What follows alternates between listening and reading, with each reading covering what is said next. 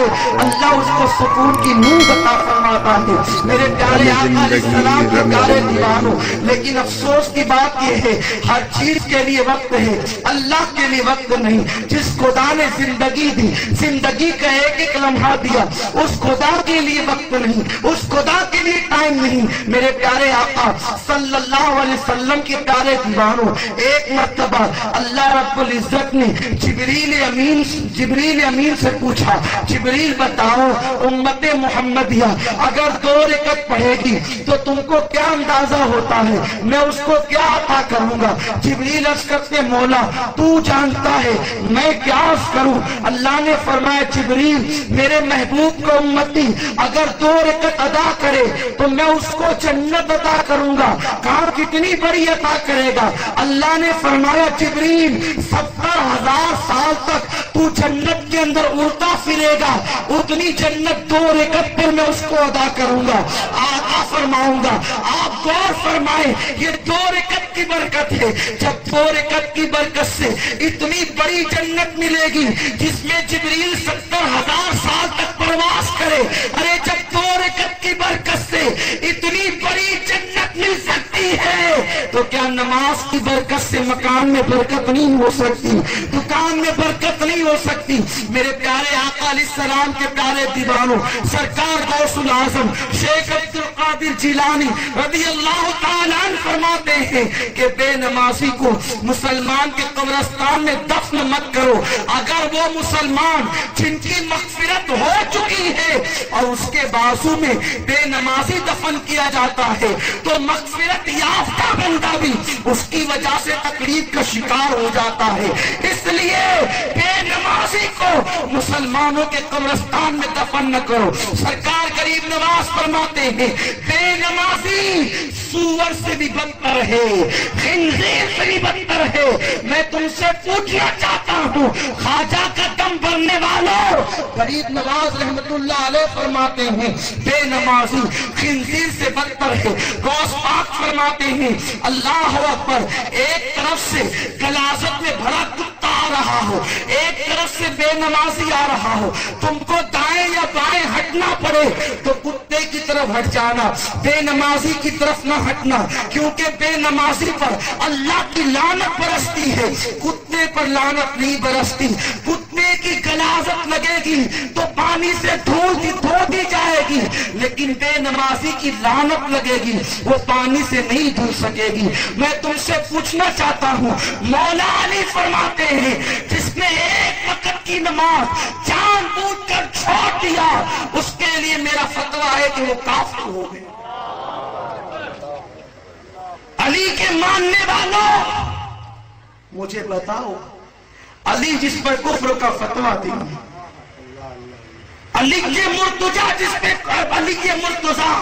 جس پہ کفر کا فتویٰ دے، علی کسی معمولی انسان کا نام ہے، علی باب مدینۃ العلم کا نام ہے، علی وہ ہے جس کے قدموں سے علم کا چشمہ پھوٹتا ہے، علی وہ ہے جس کے قدم چوم کر عبد القادر جیلانی غوث اعظم بنتے ہیں، علی وہ ہے جس کی چوکٹ سے خواجگیت تقسیم ہوتی ہے، علی وہ ہے اعلیٰ حضرت فرماتے علی کی فضیلت میں نبی نے جتنی حدیثیں بیان کی کسی کی فضیلت میں بیان نہیں فرمائی۔ علی وہ ہے جس کے علم کا عالم یہ کہ عبداللہ ابن مسعود کہتے ہیں اور پھر فجر کی اذان کی آواز ہمارے کان میں آئی تو میری پیٹھ ٹھوک کر کے کہا یہ تو کچھ نہیں ابتدا تھی تمہید تھی، میں اس پر اتنا جانتا ہوں، لکھوں تو اتنی کتابیں لکھوں گا کہ 70 اونٹوں پر لادی جائے گی۔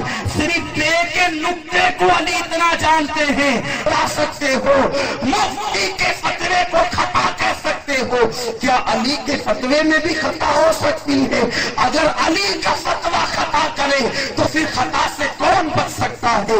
ارے علی تو وہ ہے، علی کا کرم جس کے ساتھ ہو جاتا ہے وہ کبھی خطا نہیں کرتا، علی کا کرم جس کے ساتھ ہوتا ہے وہ خطا سے محفوظ ہو جاتا ہے۔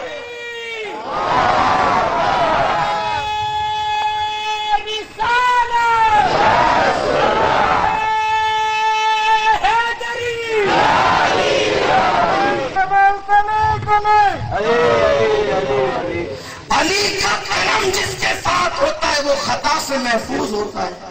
علی خطا کیسے کر سکتے ہیں؟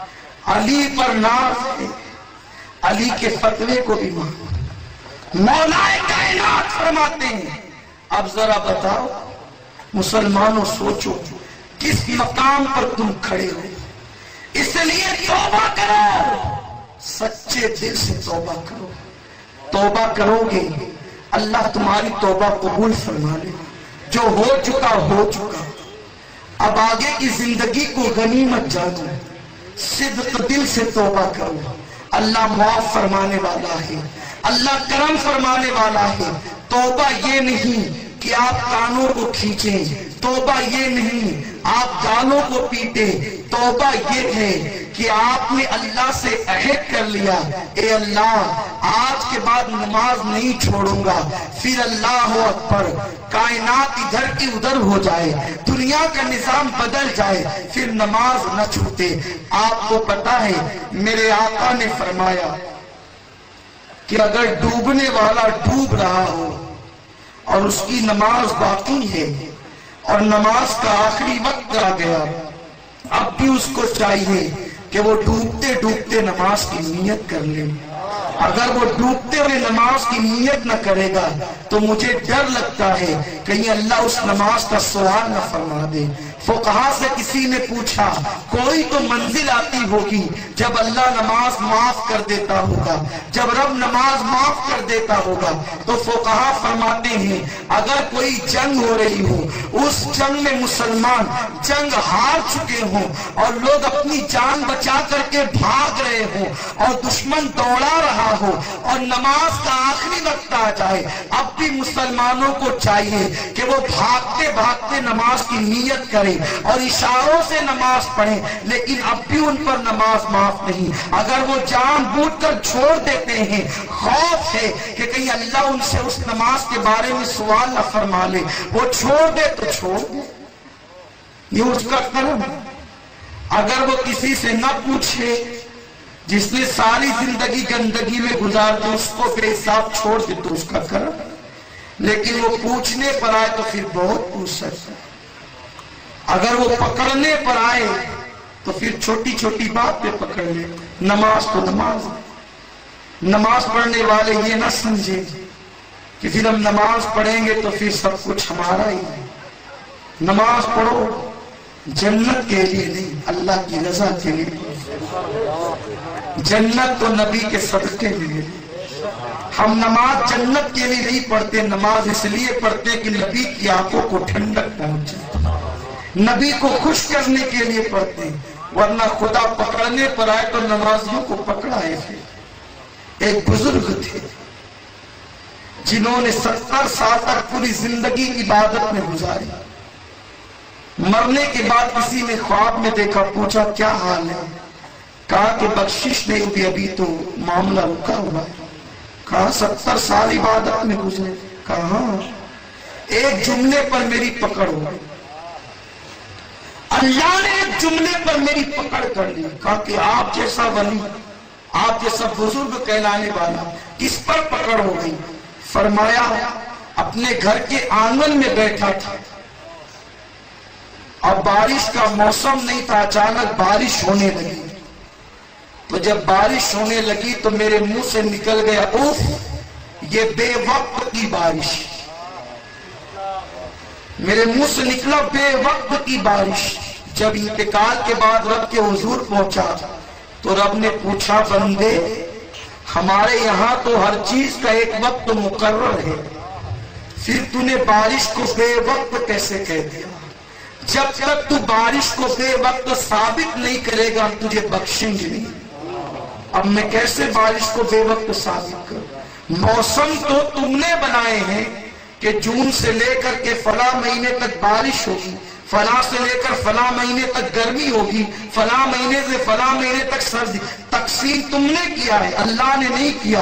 اللہ جب چاہے بارش برسا دے، جب چاہے سردی کر دے، جب چاہے گرمی کر دے. تو تم نے کیسے کہہ دیا بے وقت کی بارش؟ اللہ کے یہاں تو ہر چیز کا ایک وقت مقرر ہے. فرماتے جواب دیتے نہیں بنتا، کیا جواب؟ اور اگر خدا بخشنے پر آئے یہ ساری عبادتیں درجات کی ترقی کا ذریعہ بنتی ہیں، چھوٹی چھوٹی عبادتوں پر اللہ بخش دیتا ہے۔ اس لیے کسی گناہ کو چھوٹا سمجھ کر مت کرنا اور کسی نیکی کو چھوٹی سمجھ کر چھوڑ مت دینا۔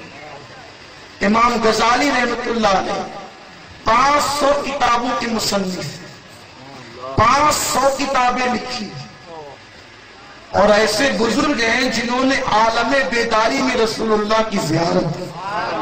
امام غزالی وہ بزرگ ہیں، بچپنے میں تقوی کا یہ عالم تھا۔ ایک دن استاد نے بلا کر پوچھا، غزالی بیٹے تیرا نام کیا ہے؟ نہیں جواب دیا۔ پھر پوچھا، غزالی تیرا نام کیا ہے؟ نہیں جواب دیا۔ کہا، غزالی تیرا نام کیا ہے؟ اگر میں کتاب کا سوال پوچھتا تو ممکن ہے تجھے یاد نہیں تھا، نہیں بتاتا، نام بھی بھول گیا تو؟ ڈنڈا اٹھایا، خوب مارا، اٹھ کر کے گئے، وضو کر کے آئے، کہا استاد میرا نام محمد ہے، میرے باپ کا نام بھی محمد ہے، میرے دادا کا نام بھی محمد ہے۔ استاد نے کہا بیٹے پہلے بتا دیتا تو مار سے بچ جاتا۔ عرض کیا استاد ڈنڈے کھانا پسند ہے، بے وضو محمد کہنا پسند نہیں۔